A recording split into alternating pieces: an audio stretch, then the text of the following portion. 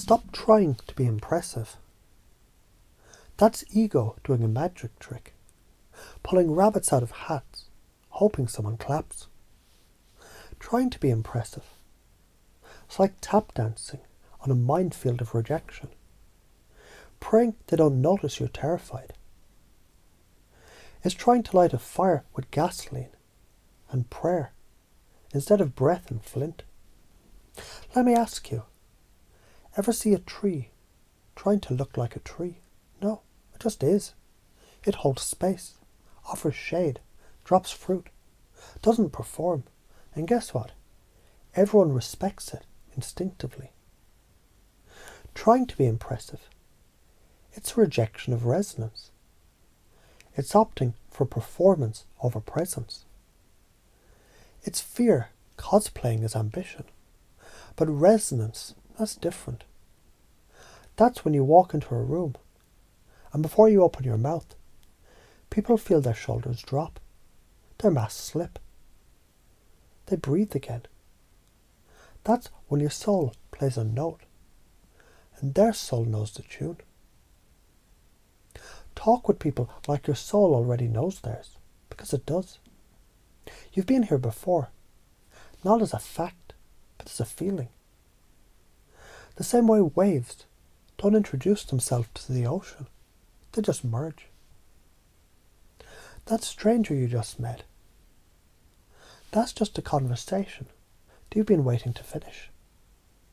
Your job, it's not to imitate, it's to remember. Feel the conversation before you speak it. Think resonance, not rhetoric. And if they can't hear you, maybe you're still shouting in a frequency they've outgrown. Boom. That line is a thunderclap. You're yelling truth through a megaphone, set to prove, not invite. So when they flinch or fade, that's not rejection. It's an evolutionary mismatch. You're still tuned to convince. And they've already moved to feel. So drop the octave, not your throat, your tone. Drop lower, breathe deeper, speak less, feel more. Yes, speak from your roots, not your throat. Let your nervous system become the sermon. Let silence become the signal. This isn't metaphor, it's biology. When you slow your breath, your vagus nerve activates. Your body tells theirs. Safe. You stop broadcasting fight or flight. You start whispering, trust me, with your heartbeat. It's science, polyvagal theory, mirror neurons. When you feel, they feel. When you perform, they guard. When you are, they drop. And when you're ready, say what you came here to say, like it already belongs to them, because it does.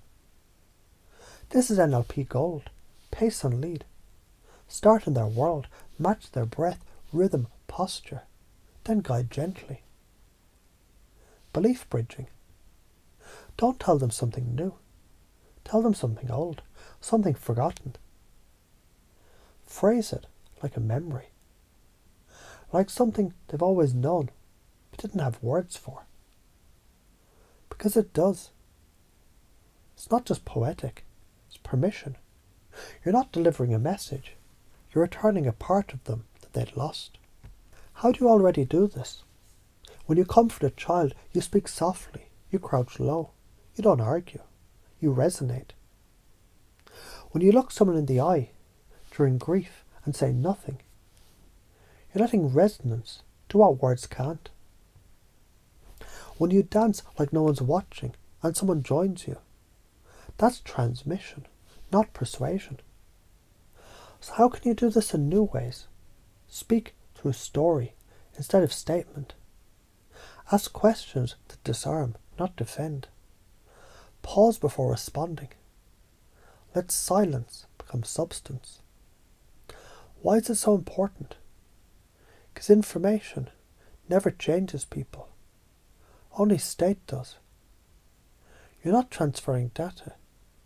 You're tuning frequencies. If you walk around trying to impress, you're a transmitter with no receiver. You miss the magic of real signal exchange. The science, mirror neurons, vagus nerve tone, somatic resonance, attachment theory, neuroception, cognitive dissonance collapse. It all says the same thing. Feeling safe opens the door for change. Resonance equals receptivity. No resonance, no impact. If you don't do this, you'll burn yourself out trying to be heard. You'll mistake rejection for personal failure.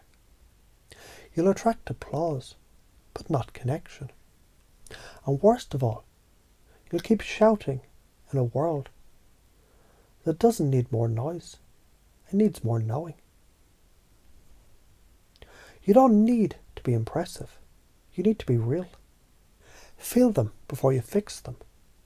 Lower your voice until it's made of breath. Speak truths that already belong to them. Remember, you're not the messenger, you're the mirror. Let them see themselves in your stillness. Because the ones who change the world don't scream louder. They hum through her. So hum, goddammit. Hum like the earth is listening, because it is.